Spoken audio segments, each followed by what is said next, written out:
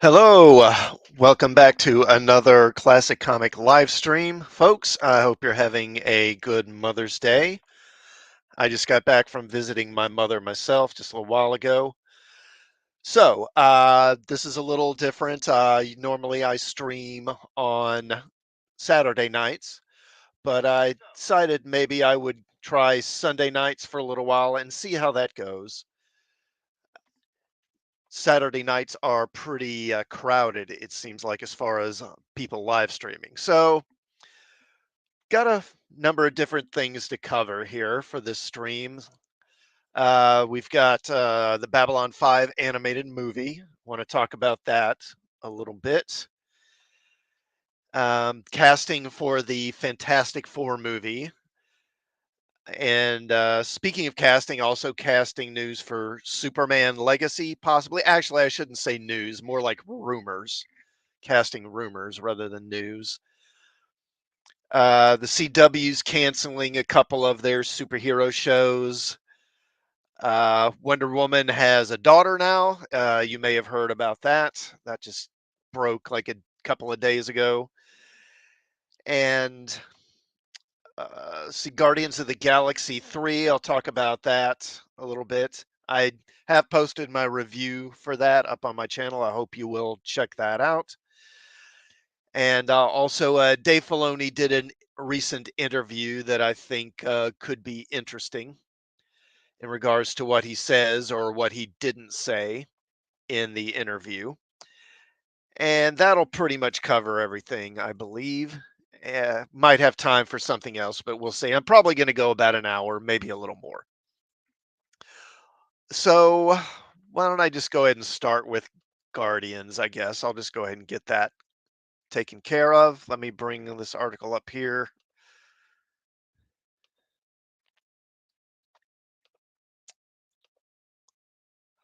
All right, so this is from Variety.com. So, Guardians of the Galaxy Volume 3 stays strong with 60.5 million in its second weekend. Disney's Guardians of the Galaxy Volume 3 was victorious again at the domestic box office, adding 60.5 million in its second weekend of release. Ticket sales dropped by 49% from its debut, marking an impressive hold, at least for a superhero movie. Across more than 30 Marvel entries, only Black Panther at 45% and Thor at 47% have had stronger second weekend holds. By comparison, recent Marvel movies such as Ant-Man and the Wasp, Quantumania, Doctor Strange and the Multiverse of Madness, and Thor Love and Thunder declined by nearly 70% in their sophomore outings. Those are brutal falls even for movies that climb or movies that debut to more than 100 million. Those entries were reminders that Marvel may remain critic proof in terms of opening weekends, but they're no longer immune to quickly falling back down to earth. That's at least partially the reason that Disney needs 250 million budgeted Guardians 3 to remain steady, especially as summer blockbuster season revs into high gear with Fast X on May 19th and The Little Mermaid on May 26th. So far, the third and final installment in the James Gunn directed Marvel trilogy has generated 213 million in North America and 528 million globally. So, I mean, it looks like it's going to do okay. It's not going to be a runaway blockbuster, I mean, compared to a lot of Marvel movies, but it's going to do all right. It looks like it'll probably make its money back because it cost around 250 million, and my understanding is usually you got to make about 3 times that to start getting your money back. So figure this thing's got to make somewhere in the realm of about 750 million before it starts turning a profit. It's probably going to do that. I'm guessing it'll land somewhere in the 800 million, like maybe 850-ish range, something like that. As for the movie itself, like I said, I've posted my review, but I will say I enjoyed it. It was a solid film. It's not as good as the first one, certainly, but it does a fairly good job of entertaining, I think. The main problem is just that it's kind of long, and I felt like it could have been cut down significantly. Like there could easily have been probably 15, 20 minutes cut out of this. It just seems like there's some stuff in there that doesn't really need to be there. It has the feeling that there were all these ideas that Gunn had that he maybe necessarily didn't know what to do with, but he wanted them in the movie, so he threw them in anyway, even if they're kind of half baked. Like the whole little subplot with what's his name, Kraglin, and Cosmo the dog. It's what is the point of that even? I do think that part of the issue with the movie, because really, aside from the main sort of plot with Rocket, the rest of the movie again is kind of unfocused. And I suspect that a lot of this is because Gunn was working on other projects while he was also working on this. Because, of course, he had been dismissed by Marvel because of those problematic tweets that he had a few years back, and was immediately snatched up by Warner Brothers to do that second Suicide Squad film. But then shortly after that, he was hired back by Marvel, but he was already committed to DC for that movie. So while he was developing the Guardians movie, he was also doing Suicide Squad and then that Peacemaker show. And then he was getting the whole new DCU up and running. So I think it's fair to say his attention was kind of scattered, kind of distracted. And I think that's part of the reason why the movie is a little, like I say, a bit unfocused. But overall, I did enjoy it, and it's worth seeing. It's definitely not woke. That's one thing I will say. If you're wondering about is it falling into the same tropes that most Marvel movies are these days, it doesn't really do that. All right, so we'll move on from that. Let me bring that out. So, what are we going to look at here? Okay, let's talk about Babylon 5. That's kind of the main thing I really wanted to talk about. Let me bring that up. Let's see. Where is that one? I got a lot of articles here. Okay, here we go. All right, this is from the Hollywood Reporter. Babylon 5 Road Home voice cast unveiled. So here we go. So a week ago, Babylon 5 creator J. Michael Straczynski revealed that a new animated film from the franchise was in the works, and now more details are coming to the surface. And that's partly why I didn't say anything about it at the time or do any video, because we didn't really know much. And again, JMSE immediately teased that there would be more details coming, so I decided to wait till we knew more. Babylon 5 The Road Home will continue the story he started in the 1990s, with the logline stating, "Travel across the galaxy with John Sheridan as he unexpectedly finds himself transported through multiple timelines and alternate realities in a quest to find his way back home. Along the way, he reunites with some familiar faces while discovering cosmic revelations about the history, purpose, and meaning of the universe." So basically, it's John Sheridan and the multiverse of madness, is what it sounds like. Returning Babylon 5 cast members include Bruce Boxleitner as John Sheridan, Claudia Christian as Susan Ivanova, Peter Jurasik as Londo Malari, Bill Mumy as Lanier, Tracy Scoggins as Elizabeth Lockley, and Patricia Tallman as Lita Alexander. Interesting, there's no mention of what's his name? Peter First or Stephen First playing Lanier, or playing Veer, I mean. Hold on, give me just a second here. I need to take a drink of water before I cough here.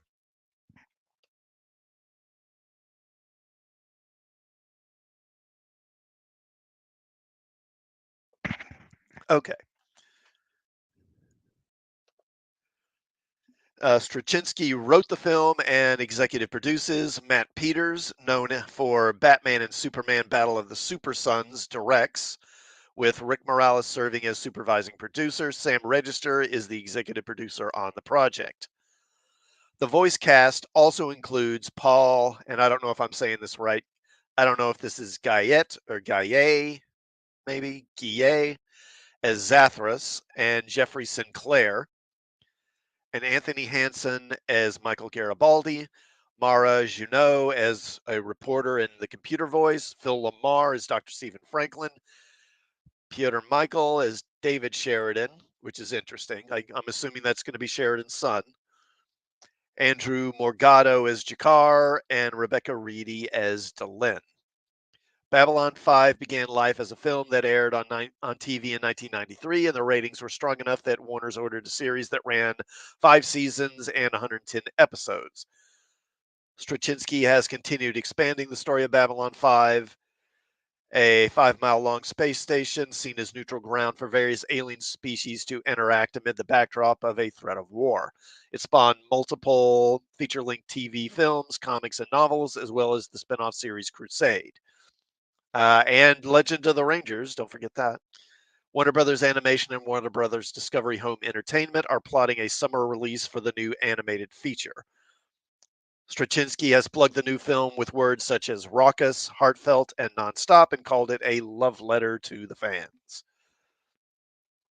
Okay, so a while back we had heard that JMS was working on, get out of here.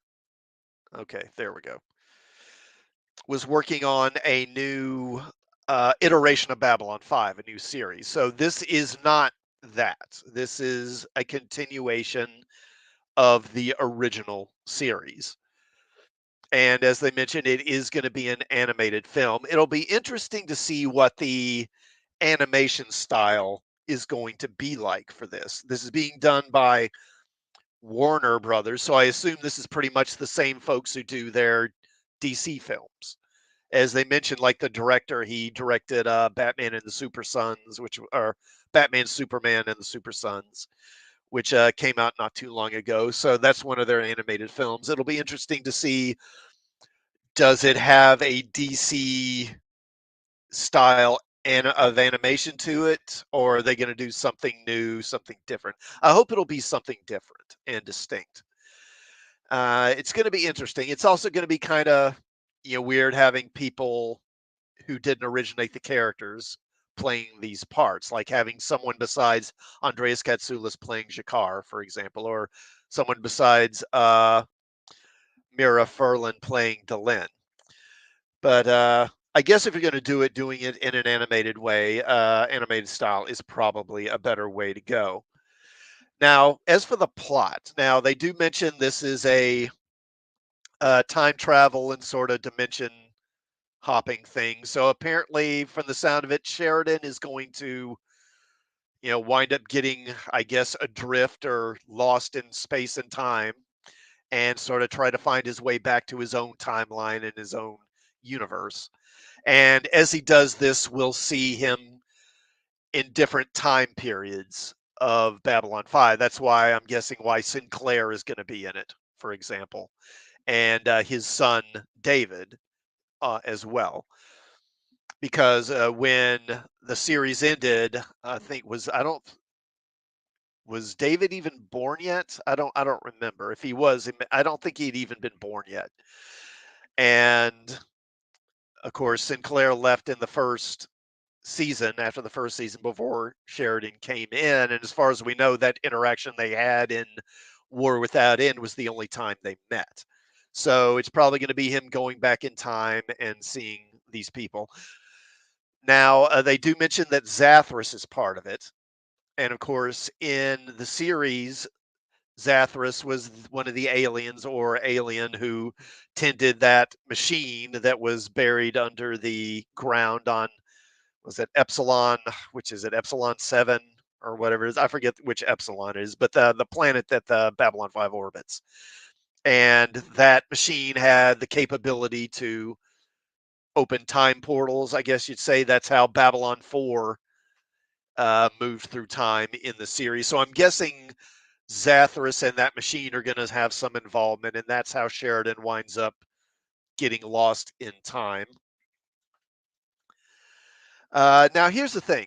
Interesting. So we're going to see different timelines as well as different periods. So is Straczynski going to use this animated film as kind of a backdoor pilot, sort not pilot, but sort of a backdoor sort of way of introducing the new version of B5 that he's working on? Will we see Sheridan go into that timeline and meet the people that are going to populate this new version of Babylon 5 that he's doing? That'll be interesting because I haven't even heard if those people have been cast yet. And it'll be interesting to see if that happens. I do want to do a video about that new series and talk about a little bit about what I expect from it, what I hope for from it. Um, I don't know. Will I be able to? Hopefully, I can do that in the next couple of weeks. But overall, it's good to see Babylon 5 coming back. I have what I guess guarded anticipation. I do like Babylon 5. I mean, I love Babylon 5, and generally, I do think Straczynski is a very good writer, so I'm pretty confident that this will be good. But these days, I'm just so wary of anything Hollywood does as far as rebooting old franchises or reviving old franchises. It just seems like they do it just so they can run them into the ground. But hopefully, this will be good. We'll have to wait and see. All right. So, what are we going to talk about next? We'll move on from that. So, let me get rid of that too. Okay. Let's talk about the casting rumors around the MCU's Fantastic Four. There have been several rumors running around about this.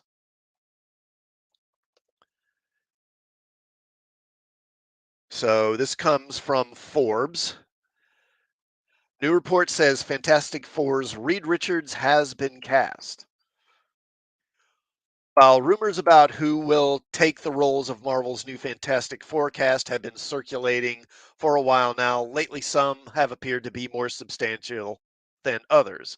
But without official confirmation, everything should still be taken with some degree of skepticism. The main rumors of the past week or two was that Marvel had offered the role of Reed Richards to Adam Driver after previous rumblings around John Krasinski and Penn Badgley. I don't know who Penn Badgley is. Now, a new report says that Driver has accepted the role. Where's my? There it is. Okay. Driver is no stranger to the world of Disney universes, of course, playing Kylo Ren in the new Star Wars trilogy. Though all of the faults with those movies, through all the faults with those movies, I don't think anyone had much against his performance. And he's been incredible in loads of other movies, from The Last Duel to Marriage Story, and he, of course, broke into the scene first in HBO's Girls. Looks wise, it's easy to see how Driver would fit into the role of the MCU's smartest man.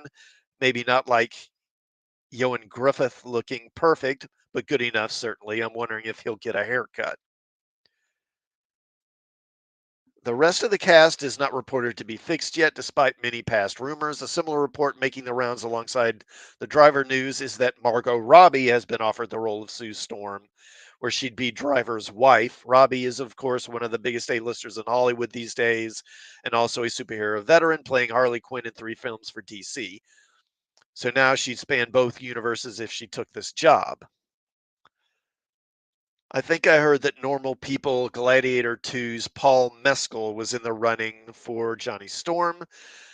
Then there was this really weird rumor about Mila Kunis playing the Thing. Yeah, but she has since denied that. Yeah, I heard about that. I was like, what the hell? So far, Driver as Reed Richards appears to be the closest thing to a reality, but again, even this offer and acceptance are still based on insider reports, and nothing has been confirmed yet. Yeah, so I have another article that kind of goes over the various people that are being rumored. Let me bring that one up.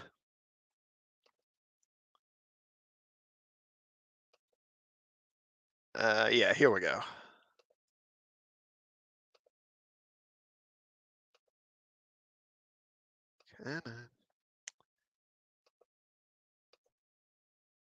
Okay. This is from Screen Rant. 11 actors who've been rumored for the MCU's Fantastic Four. And again, some of these are people that were covered in the previous article. Yeah. Uh, bring this up. Okay, so of course they start with Adam Driver, of course. Although initial speculation led many to placing Adam Driver in the role of the Fantastic Four's villain, Doctor Doom, recent theories suggest he may actually fill the role of Reed Richards himself. In fact, Daniel RPK via The Direct has claimed that Driver is in final talks to portray Reed Richards in the MCU's Fantastic Four. Driver is no stranger to franchise films, as he was Kylo Ren in the Star Wars trilogy. I mean, as choices go, I think Adam Driver, he's a pretty good choice. I mean, he's wouldn't be my first choice personally, but I think he works well enough. I do think he's gonna. I haven't really seen him portray like kind of intellectual character, so I don't know how he's gonna do playing Reed. But physically, he's a decent enough fit. And honestly, at this point, I'm just kind of surprised that they're casting Caucasian people in these roles. I would have thought for sure that at least a couple of these would be race flipped, but we'll see.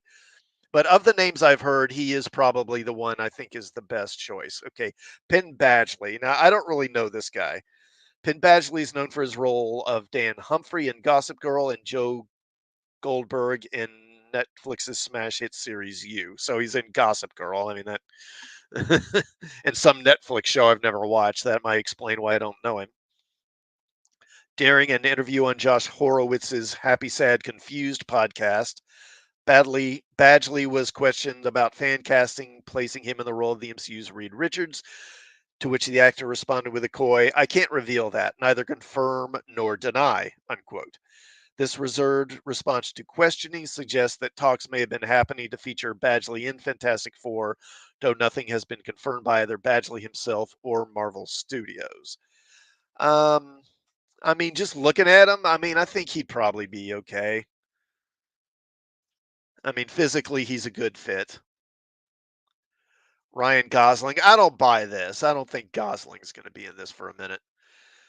When the rumor mill was spinning about the cast for MCU's Thunderbolts, Ryan Gosling's name popped up as a potential actor to take on the role of Sentry, perhaps Thunderbolt's villain. Jeff Snyder claimed on the Hot Mic podcast that this rumor was false, but that Gosling had been speculated to appear in Fantastic Four instead. There has been no comment about this potential casting. It's possible that Gosling could fill the role of Reed Richards in Fantastic Four, as he has had leading roles in films such as Drive, La La Land, Blade Runner, and The Notebook, and will soon appear as Ken in Barbie. I don't buy that one. That sounds like BS to me, and I don't think he's really a good fit for Reed anyway. Number 4, John Krasinski. The Office's John Krasinski was a popular fan casting for Reed Richards in the MCU long before most of these rumored actors. So much so that Marvel Studios cast Krasinski as a variant of Reed Richards for the character's debut in Doctor Strange in the Multiverse of Madness. This version of Reed was a member of Earth 838's Illuminati, and though it was great to see Krasinski assume the role after months of rumors, it's unclear whether he'll be reprising the role for the main MCU universe's version of Mr. Fantastic. It would perhaps make sense for Krasinski to be cast as the main Reed Richards, though nothing has yet been confirmed. Yeah, I don't think he'll be the main guy. He might pop up as like a alternate version in some other universe again, but I don't think he'll be the main MCU choice. And of course, the next one is his wife, Emily Blunt. So not surprising. Should Krasinski be cast as the MCU's Reed Richards, Emily Blunt, his real world wife, would perhaps be the perfect choice to portray Sue Storm, as the pair eventually end up getting married. Blunt's experience on projects such as A Quiet Place, Mary Poppins Returns, and The Girl on the Train means she is definitely versatile enough to portray the Invisible Woman, potentially alongside her husband as Mr. Fantastic. Blunt has also had a role in the MCU previously as well, or almost did, as she was offered the role of Natasha Romanoff, aka Black Widow, though turned it down, allowing Johansson to step into the role for Iron Man 2. Yeah, and I've heard she was actually offered Captain Marvel as well. That she was offered that role, but also turned it down. And I get the impression she just doesn't really want to do MCU stuff. So I don't see that happening. All right, number 6, Margot Robbie. One of the more recent rumors surrounding Fantastic Four suggests that Margot Robbie has been in talks to portray Sue Storm in the Phase 6 film. This speculation places Robbie as Sue Storm alongside Adam Driver's Reed Richards and Paul Mescal's Johnny Storm, perhaps meaning the cast of Fantastic Four is very nearly assembled. Robbie has superhero franchise experience as she has appeared in as Harley Quinn in DCU projects such as 2016 Suicide Squad onwards, but has a vast catalog of varied and complex roles that would make her a brilliant fit for the MCU's Sue Storm. I'm not sure what to think of this. I don't think they would get her because I think she's probably so expensive now. And I suspect that they're going to try and cast, you know, actors that are not necessarily cheap, but that aren't at the top shelf in terms of cost. And that would probably include Margot Robbie. I suspect, honestly, that she's only on this list because Sue is a blonde and Margot Robbie's like the top sort of blonde actress in Hollywood these days. I think that's the only reason she's even listed here. Uh, 7, Mila Kunis as Sue Storm. Okay, soon after Shackman, that's the director, was confirmed to be taking over as Fantastic Four's director, pictures were taken of Shackman meeting with Mila Kunis via Daily Mail, with many speculating this was a discussion over a potential role in Fantastic Four.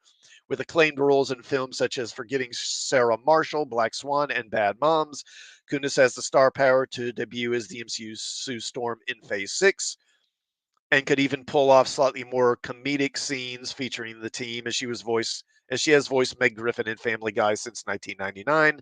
It's yet to be seen whether this conversation was about Sue Storm, a different role in Fantastic Four, or something else entirely different. Yeah, so, and I saw some footage of her on a talk show where she debunked this. She said that she's not in Fantastic Four, that she and that guy Shackman, they met. I guess they're just their friends. They know each other, and they just met. At least that's how she couched it. That's how she portrayed it. That we're just friends, and we just met for lunch, and just we're having a conversation. But she denied that she's in Fantastic Four, although she claimed that she knew who was going to be in it, which is interesting. All right, number 8, Jodie Comer.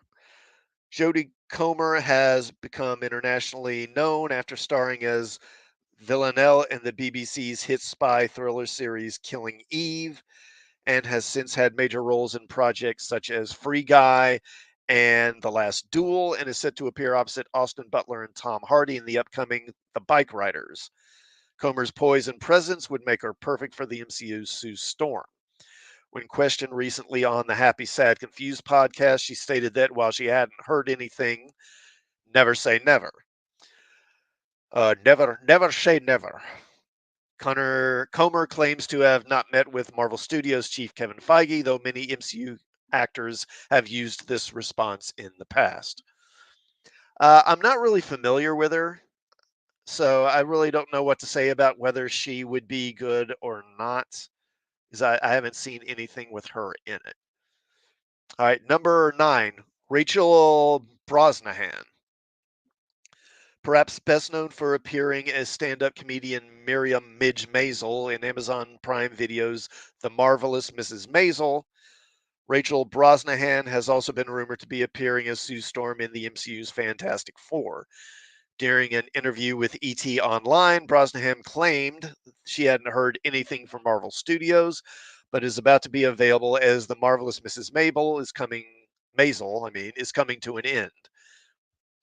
With a multitude of other major film and TV appearances under her belt, Brosnahan would be a brilliant asset to the MCU and interestingly fills the more comedic role that many of these rumored actors possess.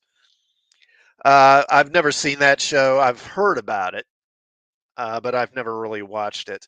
And actually, I don't think this is one because it sounds like she may actually be in the running for another superhero movie. I'll talk about that after this, actually. So I doubt that that's her, that she's going to be this. Okay, number 10, Paul Mescal as Johnny Storm. Alongside Driver and Robbie, Mescal has been speculated to be appearing as Johnny Storm. rounding out 3 out of 4 of the MCU's Fantastic Four cast.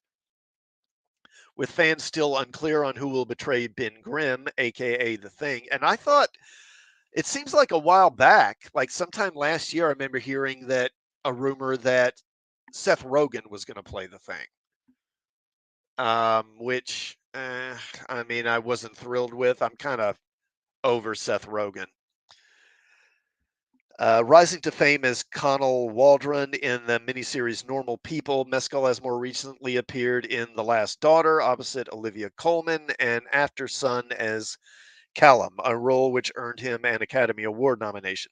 Mescal is a brilliant up and coming actor who would fill the role of Johnny Storm to perfection, so his potential casting is very exciting. If you say so. I don't know this guy, don't really know him.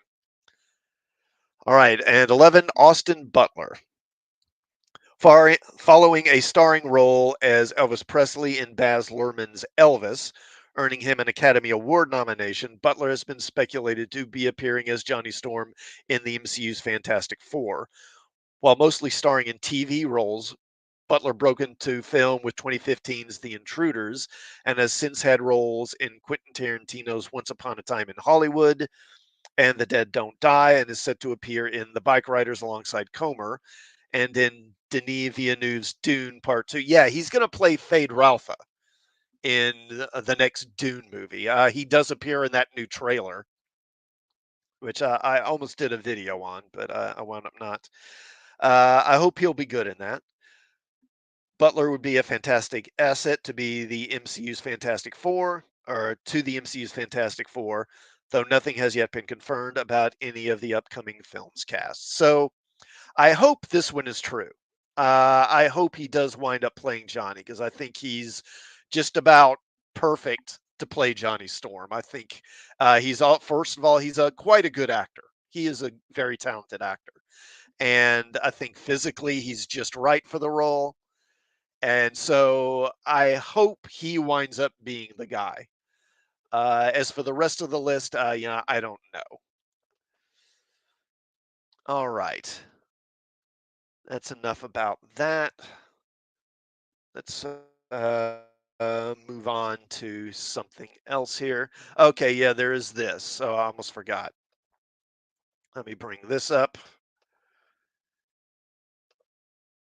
Yeah, I've heard this is another rumor I've heard. So this is from the direct. Fantastic Four made gender swap major hero. a, a new rumor claims Marvel Studios may be considering making the Thing female in Fantastic Four, and they may even have one actress in mind already. The casting for the MCU's Fantastic Four has been a hot topic for years now, and with the search ongoing under director Matt Shakman, rumors for the movie's hero and villain actors have been thrown around more often than ever. Most of these rumors have surrounded Reed Richards and Sue Storm, with only limited talk of Johnny Storm and Ben Grimm. Although an update indicated Marvel may be seeking a Jewish actor for the Thing, authentic to his comic background.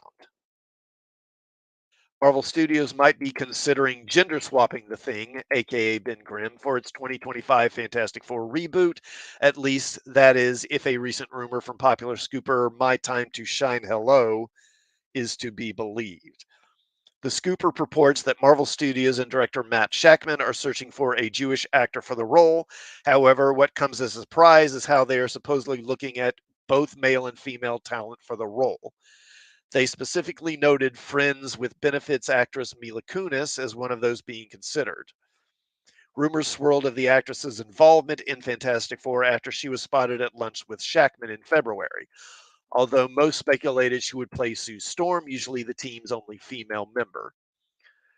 MTTSH also stated Shackman insisted on a Jewish actor for the Thing, likely to accurately portray the character's comic roots. Neither of the Thing's past live action actors, Michael Chiklis and Jamie Bell, are believed to be Jewish. Believed to be? I mean, wouldn't we know? Okay, whatever. Just 2 days before this rumor surfaced, Kunis, speaking on the Late Late Show with James Corden, addressed the possibility of her appearing in Fantastic Four and appeared to shut down talk of her being in the movie.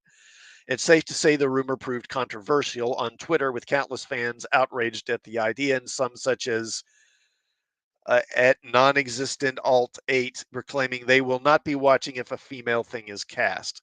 Listen, I love Marvel. Sometimes gender swapping characters is for the better. However, if this does happen, I will not be watching.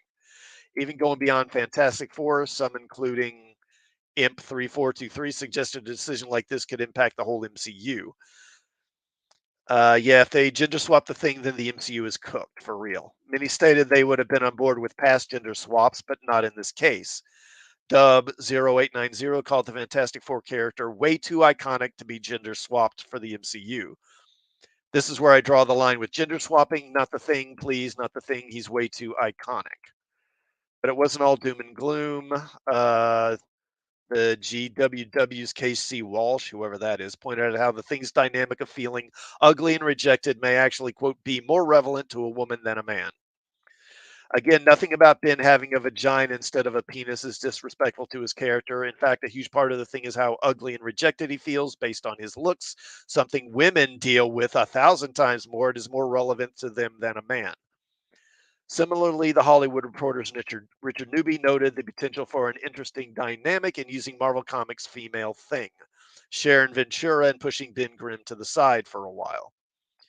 I'm not opposed to a female thing. The comics already set a precedent for it with Sharon Ventura. I think it'd be interesting dynamic if she was utilized and Ben was temporarily cured or lost, but I don't think they'll make Grimm female because of the fan backlash. And then they go into there being a female version of the thing before, and there was. This is in the Fantastic Four comic back. This is around like right at the end of the 80s, early 90s, kind of around like, I guess, I don't know, kind of the like 87 to 90, maybe somewhere in that range. Uh, there was a female thing. So back in the 80s, they had, of course, wrestling was big in the 80s, right? And in Marvel, they introduced this thing called, what was it? The W or the U, I think it was the UWF or something like Ultimate Wrestling Federation or something like that. It was basically a comic book version of the WWF, but the wrestlers had superpowers, right? Um, and one of the people who was involved in this, there were female wrestlers. And there was this person called the Power Broker who was able to give people super strength. And one of the people who got this treatment was this woman named Sharon Ventura. And this is her right here in this costume. And she became a female wrestler in this UWF. And she went by the name Ms. Marvel. She was actually the, I guess, the second Ms. Marvel after Carol Danvers. And, but eventually she mutated. She started hanging around with the Fantastic Four.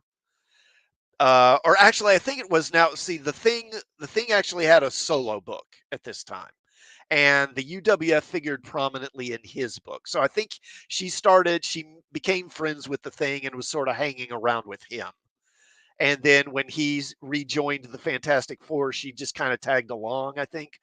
And then subsequently, she got mutated and turned into a female version of the thing. And it was around the same time that Ben actually got turned back to normal for a while. So she was the thing in Fantastic Four for a period. But I would also point out that sales in that comic at the time were not very good, and it wasn't popular with readers. But they talk about it here. So, although Ben Grimm may be the character most famously associated with becoming the Thing, he isn't the only one, as the duties of the Fantastic Four's Rocky Hero have also fallen to the Sharon Ventura in the past. Ventura struck up chemistry with Grimm after they met through a motorcycle stunt team. I'm guessing that would have been Team America, probably. They had a comic around that time, too. She later gained super strength after going through an experimental process in an effort to join the Grapplers, a female wrestling group. After spending some time in the group under the alias of Ms. Marvel, Ventura was forced to escape with the help of the Thing, which led to her eventually joining the Fantastic Four under her wrestling persona. However, on a return trip from outer space with the Thing, the pair shuttle was hit by cosmic rays, mutating Ventura to take on a similar rocky appearance to Grimm, and thus she became She-Thing. Marvel may adapt to utilize elements of Sharon Ventura for Fantastic Four if they were to utilize her in place of Ben Grimm.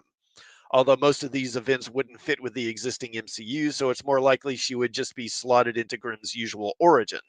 That said, the reboot isn't even expected to be an origin story. That's interesting. They're not going to do the origin. Uh, Even with Marvel Comics' precedent for a female thing in the form of Sharon Ventura, most will know the Fantastic Four member for the male Ben Grimm. Opting to gender swap the character would undoubtedly prove controversial among fans, and Marvel Studios will undoubtedly be more than aware of that. So, with a significant departure from a traditional Fantastic Four, putting the MCU at risk of huge backlash and chancing the potential failure of one of its most anticipated movies, why would Marvel Studios take such a direction? Because F the fans. That's why. I mean, why would they do any of the other things they've done? For one, Matt Shackman may be seeking a way to put his own stamp on the Fantastic Four, setting his movie apart from the last two adaptations. Or perhaps the director simply wants another female hero to play off Sue Storm, as a gender swap thing would leave the team with an even gender split. The studio could also be having difficulty finding an actor to portray the thing that also matches its apparent requirement of a Jewish background, and as such has opted to widen its search by removing the gender restriction. Oh, that's BS. I don't buy that for a minute. Whatever the case, Marvel Studios ought to have its Fantastic Forecast lined up soon, with production set to begin early next year. As casting rumors heat up and the search continues, the actors set to bring Marvel's first family to life could be announced as soon as this July's San Diego Comic Con. Yeah, if they make the thing a woman, that ain't gonna go over well. As one of those people cited in this article mentioned, the Thing is one of Marvel's most iconic characters. And in terms of popularity, I mean, I mean, he's not Spider Man level or Wolverine level, but he's close. He's one of their more popular characters.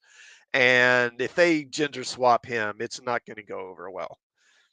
But again, Marvel, they've shown no real problem with pissing people off with their choices before. So who knows? Of course, that was before they were bleeding money and they were laying off thousands of their staff. So maybe they'll decide to rethink things due to their financial situation. All right, let's move on from Fantastic Four. And let's see. What do we want to talk about next? As long as we're talking about casting, let me go to the other casting rumors that I was looking at earlier. So there have been plenty of casting rumors for the new Superman movie. And just recently, some stuff came out about that. So let me bring one of those articles up here. All right. This is from the Hollywood Reporter. Searching for Superman inside the quest to cast DC's new top hero. The quest for James Gunn's Superman is up, up, and away. Oy. Don't you love their puns? Casting for Superman Legacy, the feature that is meant to kick off Gunn and Peter Safran's much vaunted first chapter of DC Studios, is hitting a crucial phase, with a short list of names bubbling up for the roles of Clark Kent, Lois Lane, and even Lex Luthor. David Corenswet, who recently played the ill-fated projectionist opposite Mia Goth in Pearl, never seen it, is among the top contenders to play Kent, aka Superman, advancing to the screen test stage that will likely take place after Memorial Day or early June, multiple sources tell The Hollywood Reporter. Two other contenders may also be in the mix, but their identities remain unknown. Jacob Elordi, the sought-after star who broke out as the resident villain on HBO series Euphoria, is a name that surfaced for the role of Kent, but sources say he never submitted himself into the ring. British actors Tom Brittney and Andrew Richardson are also names that were in the early mix. As for Lane, the spunky reporter at Metropolis's Daily Planet, contenders have been Emma Mackey, one of the stars of the Netflix series Sex Education, who will appear in Warner Brothers' title Barbie. Rachel Brosnahan, the Emmy-winning star of Amazon's acclaimed The Marvelous Mrs. Maisel. And of course, I mentioned her as she popped up as a Fantastic Four cast member. I don't buy that one. I don't think she's going to be in that. Bridgerton star Phoebe Dynevor and Samara Weaving, last seen in Scream 6. It is unclear who is advancing onto the testing stage. Brosnahan is said to have delivered an outstanding audition, but at 32 may be in the older range for what Gunn is ultimately hoping to achieve. A look at Metropolis heroics via 20-something characters. Some sources caution that some of these are not screen testing and have merely been in the mix. One source, without providing additional detail, dismissed some of the names as a chat room list.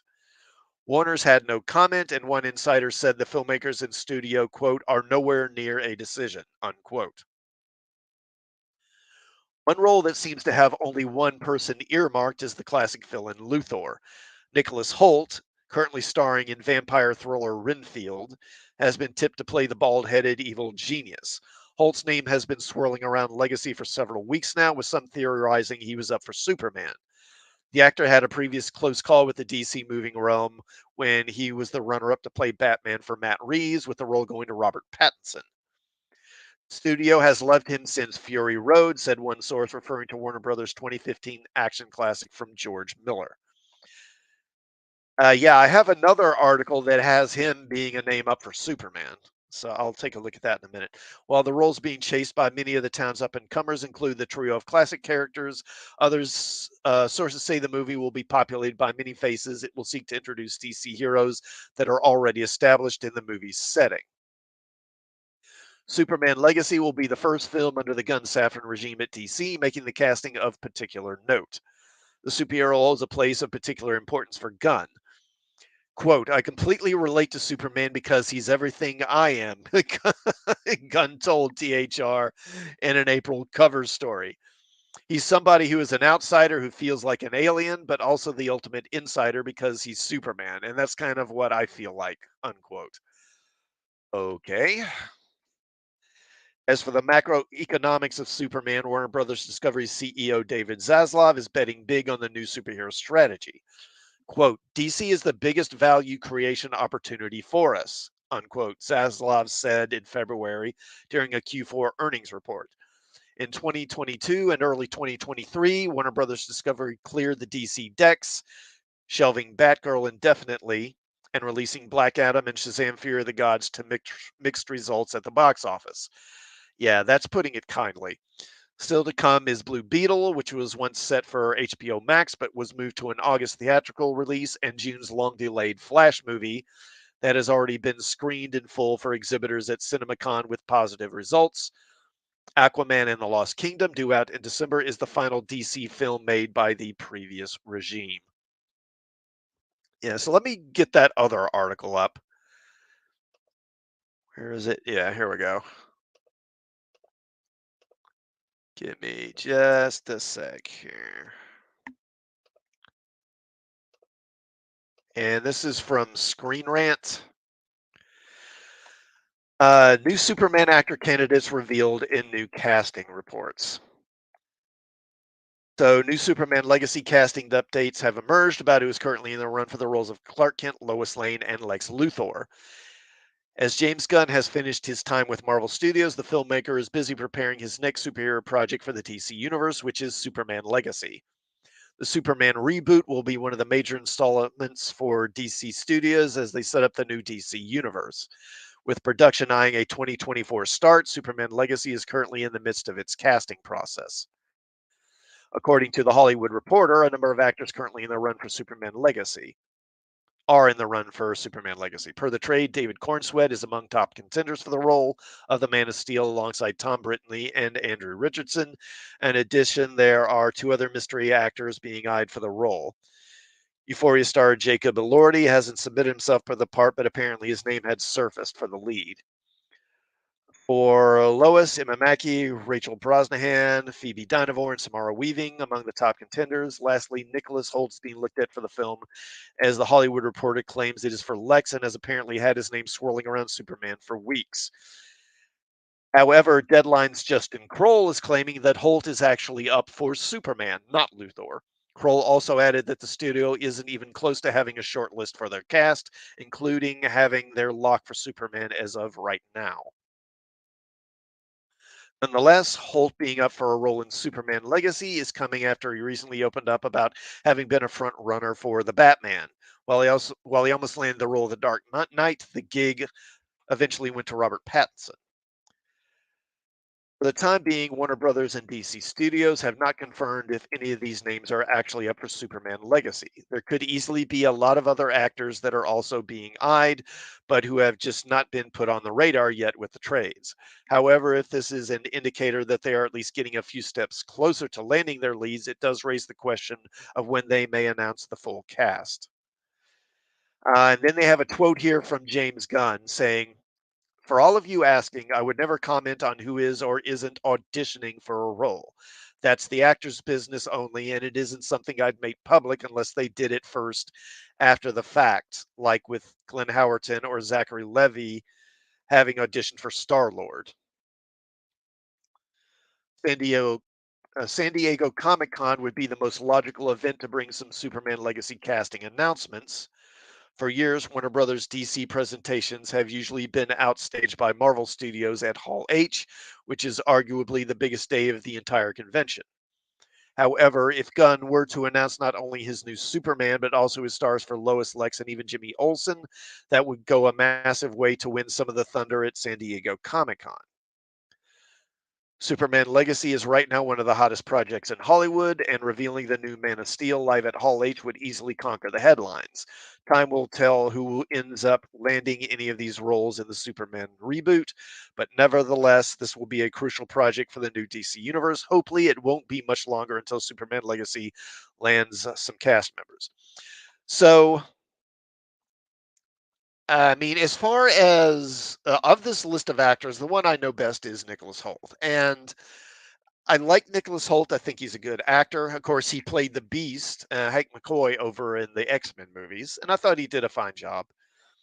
And I did see that Renfield movie, and I thought he was good in that.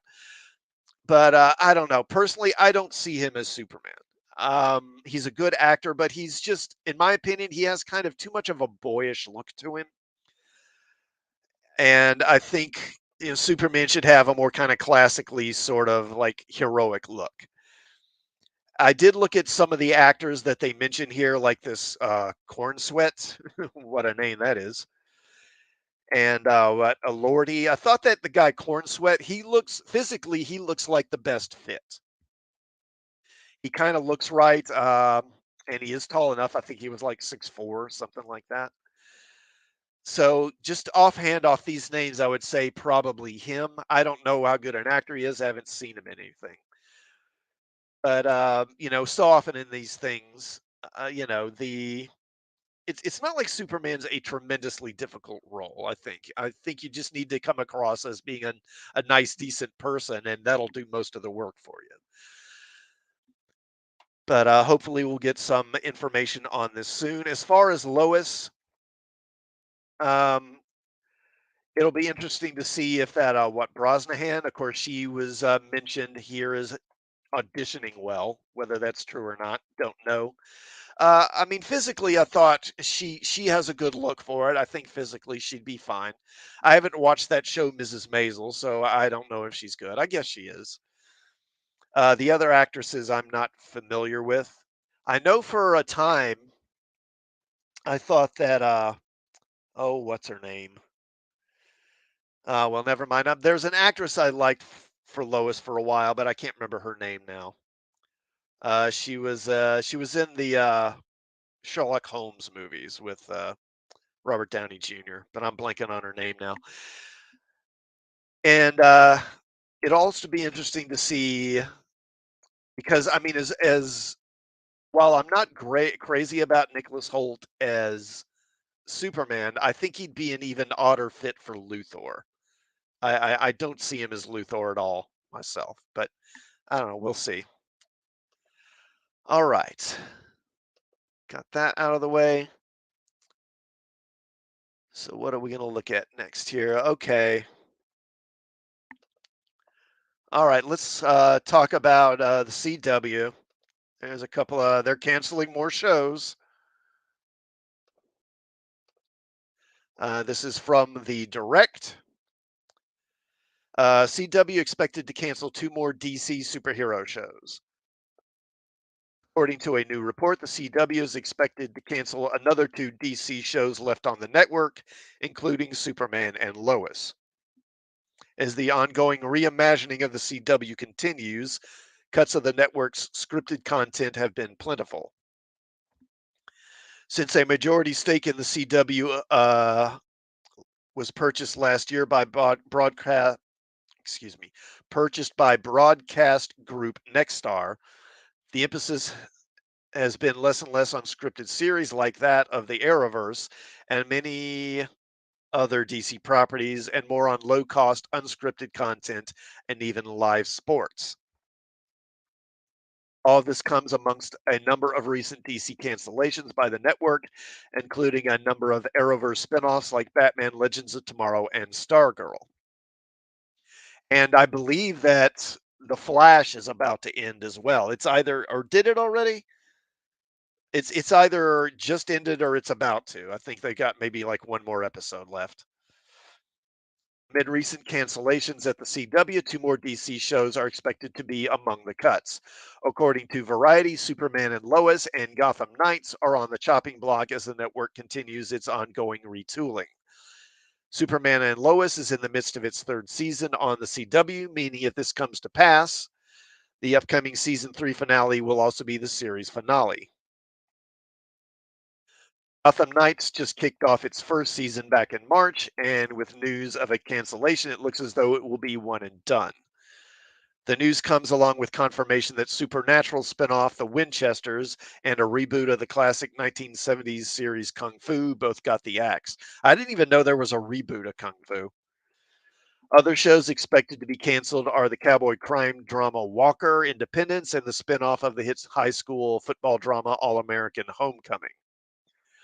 A statement from the CW, accompanied by the cancellations, noted that they thank our partners at Warner Brothers and the cast and creative teams for all their hard work, creativity, and dedication.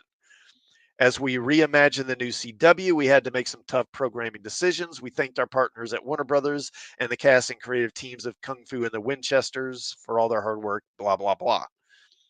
Notably, The Hollywood Reporter contradicted this report, adding that its sources had told them that at least one of the DC Heroes series would be back. However, no official word has been made public by the CW proper. While some fans may look at this and think, oh, these DC shows cuts are to line up with the ushering of James Gunn's DCU, that is only a small part of the equation. Yes, a convenient byproduct of this will be that the deck is now clear for Gunn to execute his seamless vision for the superpowered brand. It has a lot more to do with the overall situation at the CW than it does with Gunn and the franchise changing course. Ever since Nexstar took the network off of Warner Brothers Discovery's hands, it was clear something needed to change at the CW. Before the network was purchased, it was estimated to have annualized losses between 300 and 400 million. Holy crap. So, as the CW's new owners try to course correct, cuts have to be made, and with a proposed solution of focusing on low cost, unscripted content, scripted series like Superman and Lois and Gotham Knights are going to be the casualties. Yeah, so the CW, it was basically given away for nothing. The Warner Brothers basically gave away their share in the CW essentially just so they could get out from under the debt that came with it. Now, I forgot to bring it up here, but I've heard another.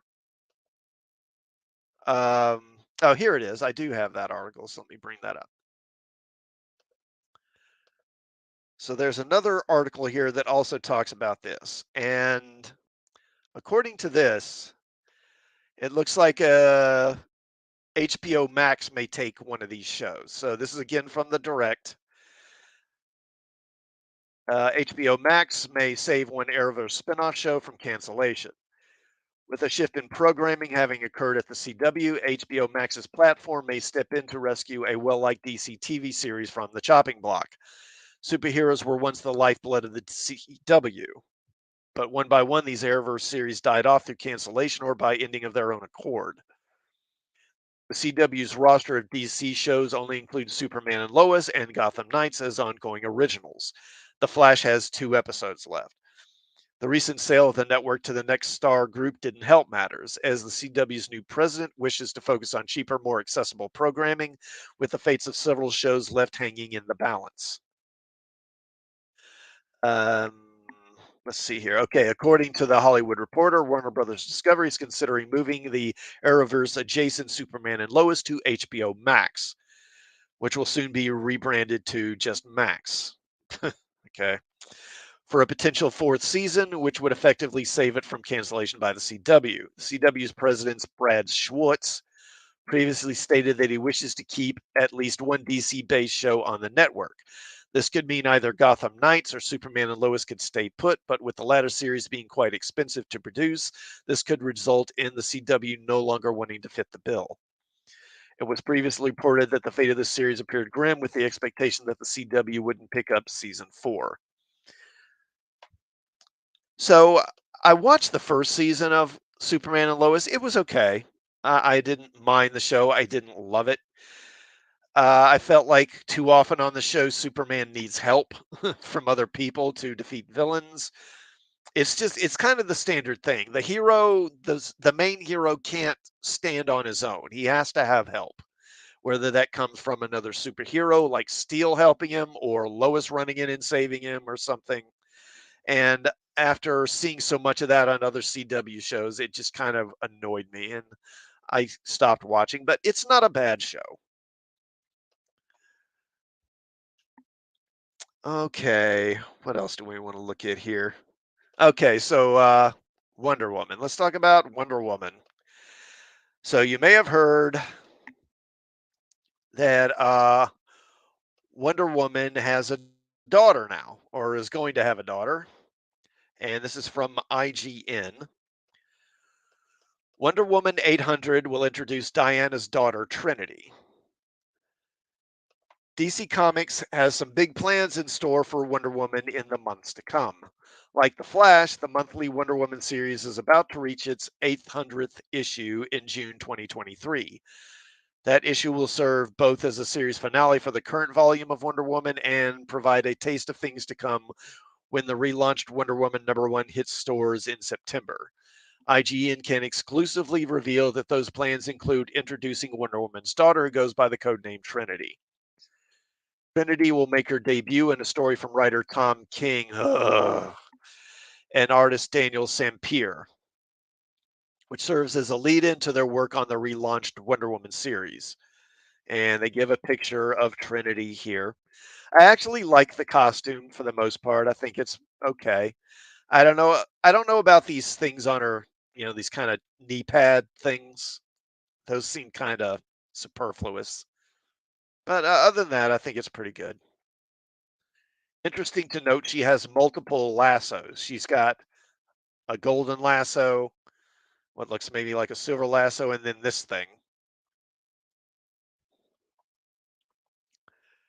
Okay, introducing Wonder Woman's daughter is a good hook for a new series, but that's not the only reason she's making her early debut in Wonder Woman 800. The character is a core piece of King and Sampere's plans for the series. In fact, King tells IGN that Trinity was one of the first ideas he developed for the series, even predating the overarching conflict of the Amazons being branded as outlaws by the US government. Hard to exactly remember, but I think I saw at least the first spark from Mitch Gerads, the brilliant artist whom I'm blessed to work with on so many things, King says.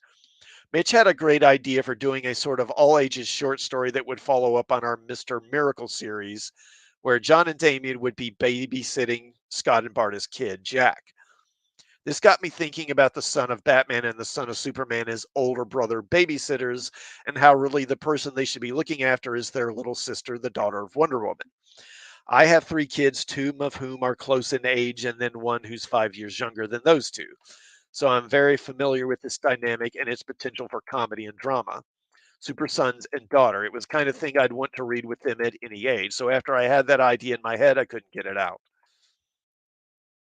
Batman's son Damian and Superman's son John have emerged as 2 of the most popular new DC characters of the past several decades, both individually and through their Super Sons team ups.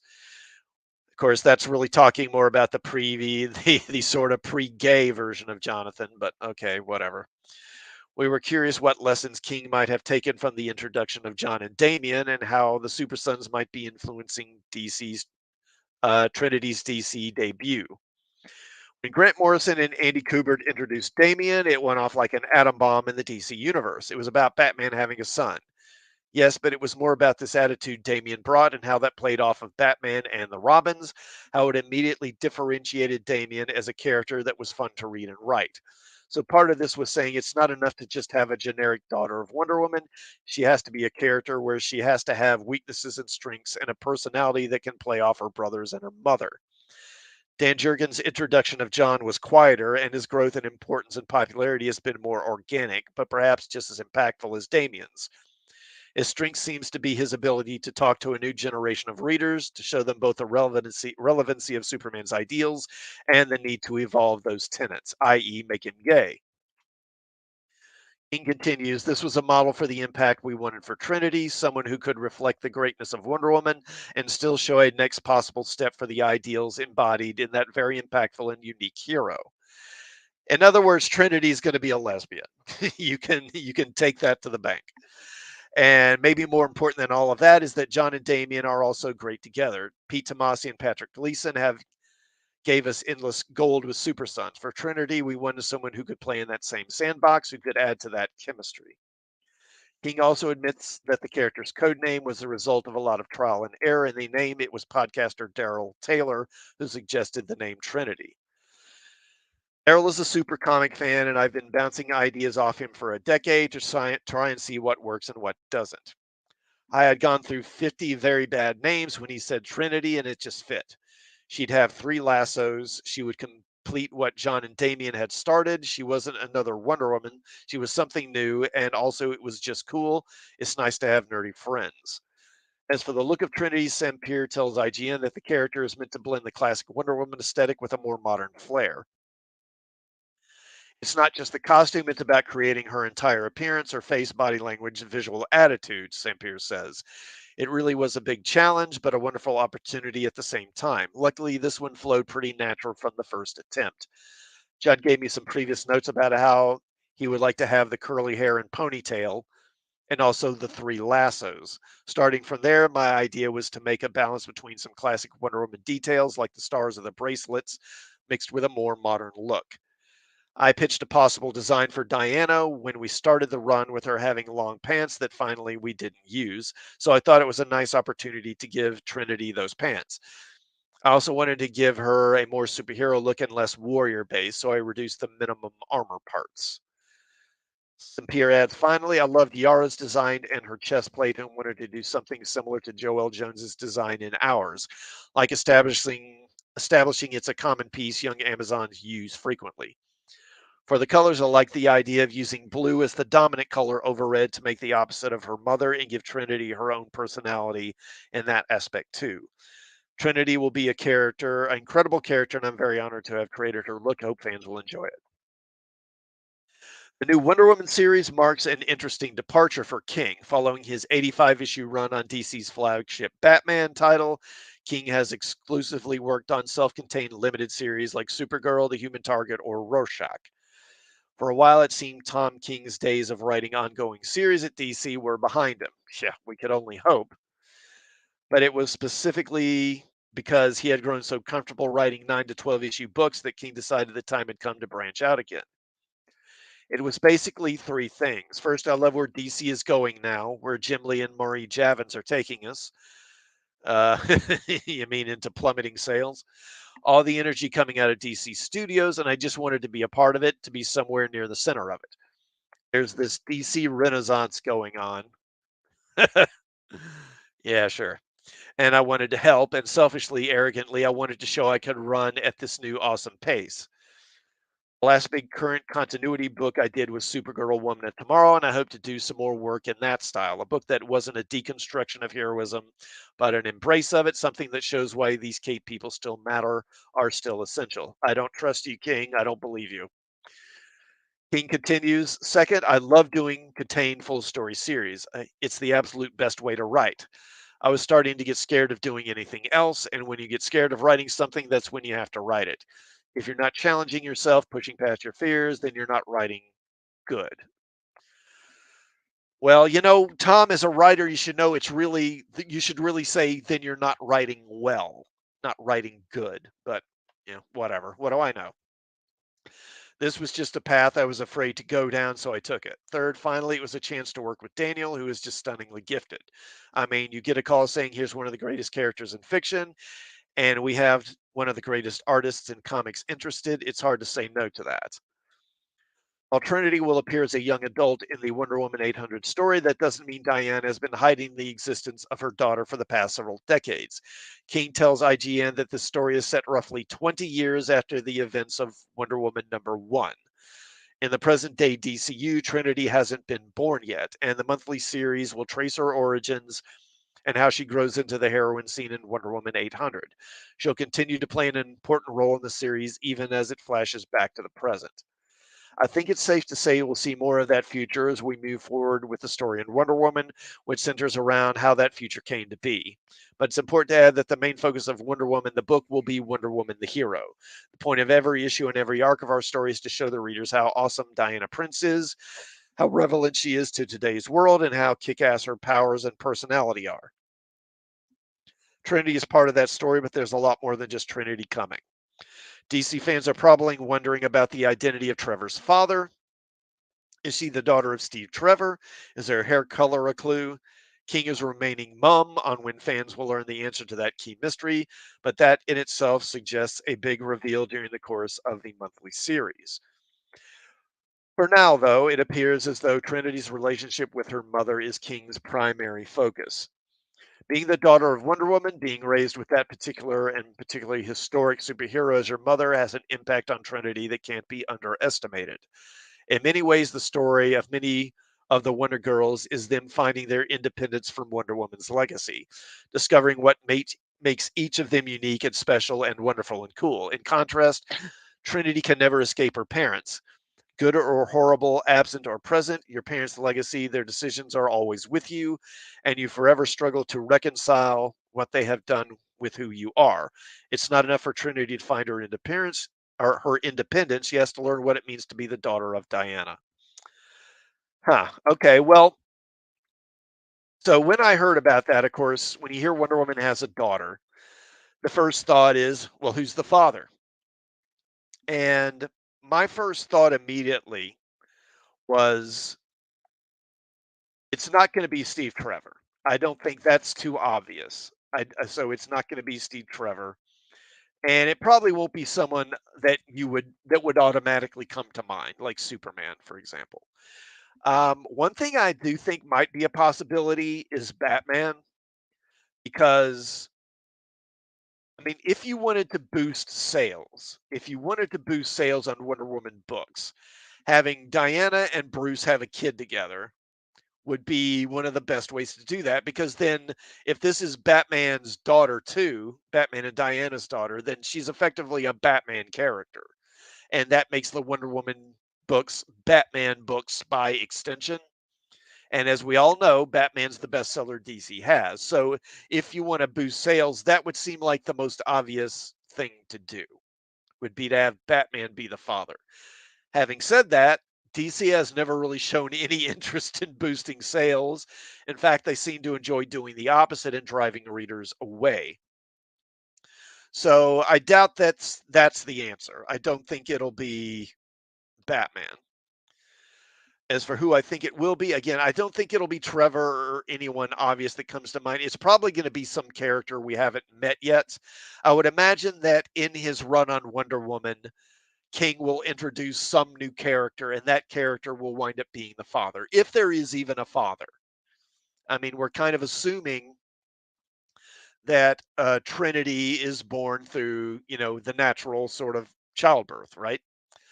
But remember that Diana herself was not born of a natural consummation, right? Or at least originally. Originally her origin was that she was molded from clay by Hippolyta, the queen of the Amazons, and the gods answered her prayers and gave her a daughter, bringing this clay sculpture to life. And that's how Diana was born. She wasn't born through reproduction, right? So I think there's no reason to think that this might be the same thing. Trinity might be born through some sort of magic. Maybe, again, maybe they'll do the molding from clay thing. Maybe Diana will do the same thing Hippolyta. Now, I think in continuity with the new 52, I think they got rid of that, where she's not she wasn't created from clay. She's actually the son of Hippolyta and Zeus, which I don't like. I liked her older origin better. And I don't know why they changed it, but they changed it, I think, starting with the new 52 onward. So that could be a possibility.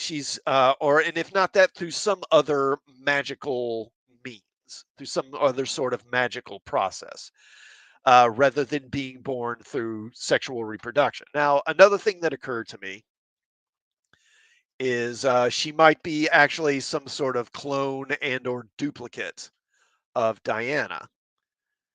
And actually, as I close in here, I'm noticing that her hair looks like it's actually kind of, is it orange? Kind of light brown or orange? Because I was assuming it was like brown or so. That's interesting. But one thought I had was, back in the 90s, John Byrne, he did a run on Wonder Woman and he revamped Donna Troy's origin. So Donna Troy, so when they did Crisis on Infinite Earths, they basically nullified all of Wonder Woman's history and they rebooted Wonder Woman from scratch like a year or so after Crisis. After Crisis, they did another crossover event called Legends. And then she was introduced in Legends, and then her new series began like immediately after. And in this new post crisis continuity, she was never around before. So she was not a part of the Justice League, for example. So they had to change all that history. And I think they made Black Canary take her place sort of as a founding member of the League. But this caused a real problem for Wonder Woman's or for Wonder Girl's origin, because the origin for Wonder Girl, for Donna Troy, was that when she was a kid, Wonder Woman had saved her from a burning building as a baby. And she was an orphan. So Diana had taken her adopted her basically, and took her to Paradise Island to be raised by the Amazons. Well, of course, if Wonder Woman wasn't around back then she couldn't have done that. So there were subsequently, I don't know, there were at least 2 or 3 different attempts to kind of alter her history and sort of reconcile Wonder Girl's presence in continuity with this altered history. And they had mixed results. But when John Byrne was on Wonder Woman in the 90s, he did a story that sort of retold and sort of retconned Donna Troy's history. And this retcon version of her history. So Diana, of course, when she grew up on Amazon on Paradise Island on Themyscira, she was the only child, right? There were no other kids around. So she was very lonely. And so Hippolyta had this mirror, this magic mirror. And the magic mirror, when Diana looked in this magic mirror, the reflection of her, this other version of her in the mirror, actually came to life, like stepped out of the mirror as another person, this kind of magical duplicate, right? And this magical version of her became Donna Troy. And that's how eventually she left Paradise Island and became Wonder Girl and all that. That's kind of how Byrne tried to fix it. Um, Now, after they did Infinite Crisis in the mid 2000s, in 2005, they kind of retconned again and reestablished Wonder Woman as having been founding member of the Justice League and all that. So she was around then. So then I guess it just kind of went back to the original version where she had saved Dawn as a child and then adopted her. But my thought here was that maybe this is going to explain Trinity, that she's some sort of magic duplicate or clone of some kind. That might be it. My point here is it wouldn't surprise me if DC does some sort of version of this where Diana gets a child without a man involved. I would bet you money that's what they're going to do. and we'll see. And like I said before, it's pretty much 100% guaranteed Trinity is going to be a lesbian, and my guess is she'll be very out and proud of that.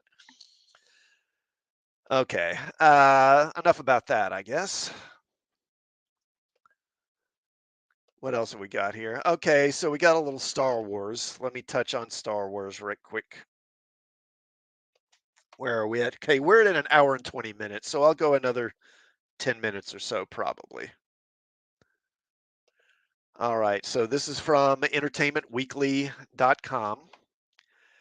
Dave Filoni on if Ahsoka is essentially a live action season 5 of Star Wars Rebels. Mandalorian not only broke ground as the first ever Star Wars live action series, it also brought to life several characters that had only existed in the animated arm of the franchise. While folks like Bo Katan and Cad Bane, who first appeared on cartoon shows like The Clone Wars and Star Wars Rebels, have had significant storylines on The Mandalorian and the Book of Boba Fett, they've had to operate on series headlined by people who originated in the live action space. All that is about to change on Ahsoka. Ahsoka was first introduced as Anakin Skywalker's apprentice on The Clone Wars and later made the leap to live action on The Mandalorian and the Book of Boba Fett. When Ahsoka premieres this August on Disney Plus, the character will step into the spotlight in a story that serves as a continuation of the storyline from Rebels. Following the crew of the Ghost, Rebels ran for 4 seasons from 2014 to 2018 on Disney XD. The final scene depicted a time jump in which Ahsoka and Sabine Wren embark on a mission to find their force wielding friend Ezra Bridger, who sacrificed himself to be zapped through hyperspace alongside the villainous Grand Admiral Thrawn to parts unknown. Ezra's out there somewhere, says Sabine to end the series after gazing upon a mural she had painted of the Ghost crew. It's time to bring him home. That journey to find Thrawn and thereby also Ezra has already been teased through Ahsoka's appearances on The Mandalorian and will now play out in full force on the character's own show. Seeing as how we already know that Rebels notables like Ahsoka, Sabine, and Thrawn, Ezra, Hera Syndulla, and Chopper will be part of the new show. And don't forget Zeb Orrelios' cameo on The Mandalorian. Is Ahsoka really just a season 5 of Rebels, only in live action?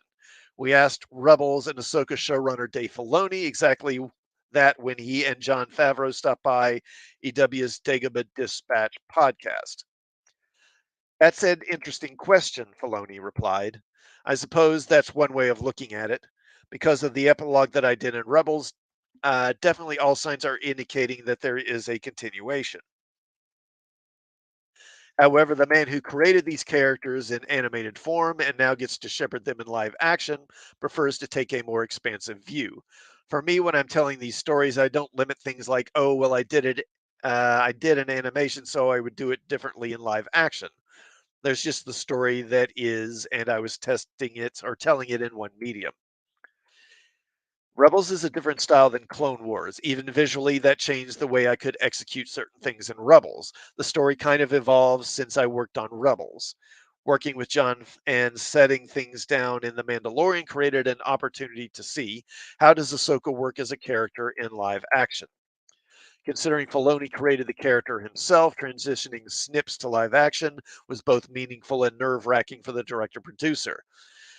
With the head tails and the makeup, what does that look like? Filoni wondered. Can a performer bring that to life in a way that is meaningful? It took a seeing Ahsoka in human form right in front of him to assuage his concerns. I was very fortunate, he recalls. The whole thing kind of came together for me with Rosario when we talked with her and when she put on the costume and became Ahsoka. I was like, this is going to work. It really was kind of as simple as that. Filoni also credits some sage advice from the president of Lucasfilm for calming his nerves about the transition. It goes back to a quote that Kathleen Kennedy gave me when I was really going over the casting of Ahsoka. I said, how do you know when it's the right person? And she just looked at me and said, Dave, you just know. Okay. I'm in a very privileged position to have a mentor like her advising me and just giving the knowledge that you need to make the choices creatively that you end up doing. And she was right. I just knew when it was Rosario, and that kind of brought Ahsoka together for me, and off we ran. Both Ahsoka and the Ghost Crew are making the full hyperspace jump to live action in a show that may be named after the former Jedi, but sure does feel a lot like a new season of Rebels. Okay, so the thing that caught my eye about this article primarily was how she speaks of Kathleen Kennedy in here. She more or less talks about Kathleen Kennedy as essentially being kind of a mentor to her. But even more interesting is what doesn't get said. And if you notice, he never really speaks much about John Favreau. He just mentions Favreau once in passing. But you would expect that he worked much more closely and a lot more with Favreau than he did with Kennedy. So the fact that he's mentioning Kennedy and doesn't really mention Favreau much, I think, is kind of telling as to what we can expect from Dave Filoni going forward. And this also does kind of confirm that, yeah, that this is kind of an continuation of the Rebel storyline. And I've thought for a while now, ever since Ahsoka appeared in season 2 of The Mandalorian and she mentioned Thrawn, I had the feeling, and I've heard multiple rumors, and reports that support this, that basically what they're going to do across these streaming shows on Disney Plus, and that's going to include Ahsoka, and I assume The Mandalorian. I don't know, maybe there'll be another one. I think it would have included that Rangers of the New Republic as well if it had continued, but that's not happening. But basically, what they're going to do is they're going to do kind of a patchwork version of the Thrawn Heir to the Empire trilogy by Timothy Zahn. But instead of featuring Han, Luke, and Leia, the story is going to feature Ahsoka and the Mandalorian and Baby Yoda, I guess. And I mean, personally, I have zero interest in that. But I'm sure there'll be some people who like it. But I will not be watching myself. All right. That's enough on that. And what else we got? I don't know. I think we're coming up on an hour and a half. So I think I will probably end it there. So I want to go ahead and thank everyone for watching, and for those who are going to be rewatching on the live stream. I hope you all have a good Mother's Day, and tell your mom you love her if you haven't already. And if you would, also please sub to the channel and like this video and hit the bell for notifications. And I will see you all next week. Have a good night.